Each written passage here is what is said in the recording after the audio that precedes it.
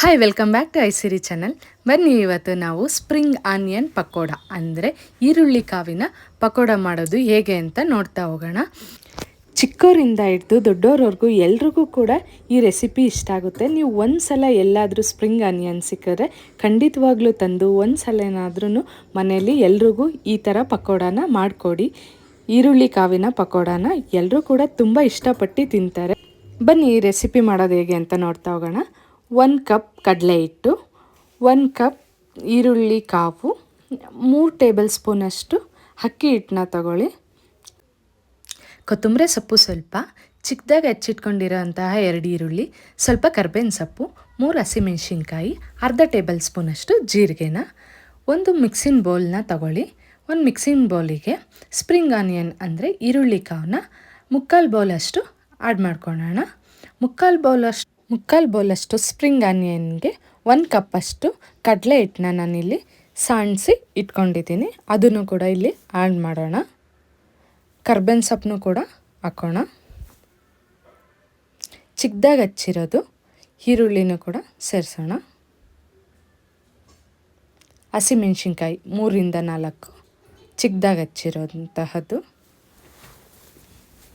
ಜೀರಿಗೆನ ಅರ್ಧ ಟೇಬಲ್ ಸ್ಪೂನಷ್ಟನ್ನ ಕುಟ್ಟಿ ಸ್ವಲ್ಪ ಪುಡಿ ಮಾಡಿಟ್ಕೊಂಡಿರೋ ಅಂಥದ್ದನ್ನು ಕೂಡ ಸೇರಿಸೋಣ.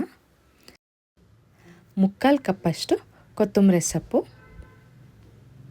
ಈರುಳ್ಳಿನಲ್ಲಿ ನೀರಂಶ ಇರೋದ್ರಿಂದ ಇದನ್ನು ಚೆನ್ನಾಗಿ ಹಿಟ್ಟಿನ ಜೊತೆಲಿ ಮಿಕ್ಸ್ ಮಾಡೋಣ. ಉಪ್ಪನ್ನು ಕೂಡ ಅರ್ಧ ಚಮಚ ಹಾಕಿ, ಸೋಡಾ ಪುಡಿ 1 ಚಿಟಿಕೆ ಸೋಡಾ ಪುಡಿ ಹಾಕಿ ಹಿಟ್ಟಿನ ಜೊತೆಲಿ ಚೆನ್ನಾಗಿ ಮಿಕ್ಸ್ ಮಾಡೋಣ. ಆಗ ಇದರಲ್ಲಿ ವಾಟರ್ ಕಂಟೆಂಟ್ ಇರೋದ್ರಿಂದ ಹಿಟ್ಟಿಗೆ ಚೆನ್ನಾಗಿ ಬೆರೆಸ್ತಾ ಹೋಗೋಣ. ಈಗ ನೀರು ಕ್ವಾಂಟಿಟಿ ಎಷ್ಟು ಬೇಕು ಅಂತ ನೋಡ್ತಾ ಸ್ವಲ್ಪನೇ ಕ್ವಾಂಟಿಟಿನ ನೀರನ್ನ ಆ್ಯಡ್ ಮಾಡ್ಕೊತಾ ಹೋಗೋಣ. ಇದು ಯಾವ ಬ್ಯಾಟರಿಗೆ ಬರಬೇಕು ಅಂದರೆ ಪಕೋಡ ಬ್ಯಾಟರ್ಗೆ ಬರಬೇಕು.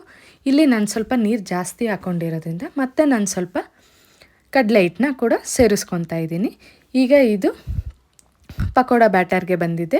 ಈ ಸಮಯದಲ್ಲಿ ನಾನು ಅಕ್ಕಿ ಹಿಟ್ಟು 3 ಟೇಬಲ್ ಸ್ಪೂನ್ನ ಸೇರಿಸ್ಕೊತಿದ್ದೀನಿ. ಅಕ್ಕಿ ಹಿಟ್ಟನ್ನ ಏನಕ್ಕೋಸ್ಕರ ಹಾಕೋಬೇಕು ಅಂತಂದರೆ ಪಕೋಡ ಗರಿ ಗರಿಯಾಗಿ ಬರುತ್ತೆ.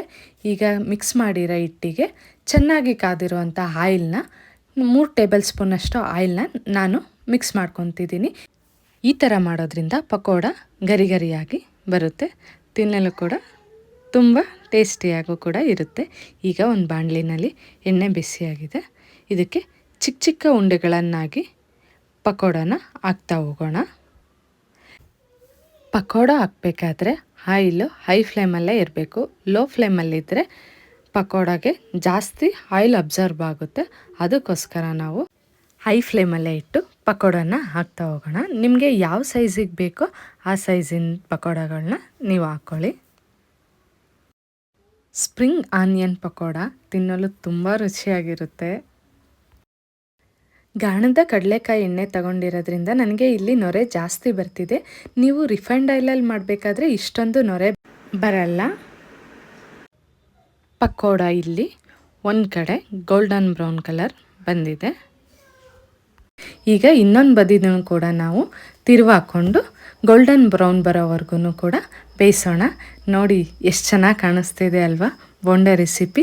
ನೀವು ಕೂಡ ಖಂಡಿತವಾಗ್ಲೂ ಮನೇಲಿ ಒಂದು ಸತಿನಾದರೂ ಮಾಡ್ಕೊಳ್ಳಿ. ಈ ಈರುಳ್ಳಿ ಕಾವು ಸಿಗೋದು ತುಂಬ ಅಪರೂಪ. ಸಿಕ್ತಾಗ ಬಿಡಬೇಡಿ. ಈ ಈರುಳ್ಳಿ ಕಾವಲ್ಲಿ ತುಂಬ ರೆಸಿಪೀಸ್ ಎಲ್ಲ ಮಾಡ್ಬೋದು.